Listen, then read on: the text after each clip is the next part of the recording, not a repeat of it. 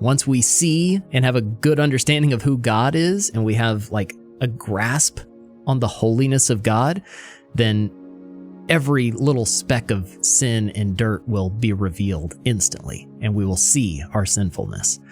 I've used the analogy before a lot of driving in a car. So if you're driving down the highway in the evening and you're driving away from the sunset, you could be hitting bugs constantly on your windshield, right? Just splat, splat, splat, splat, splat. Especially here in Texas, man, there's mosquitoes everywhere, just splat, everything on the windshield. But if I'm driving away from the sunset, I'm not going to see any of that.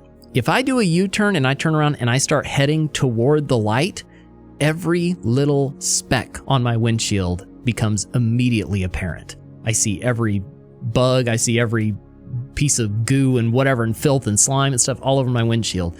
It's the same way when we have a proper view of God and His holiness. Then every speck of sin and dirt and darkness and filth in our life becomes very obvious.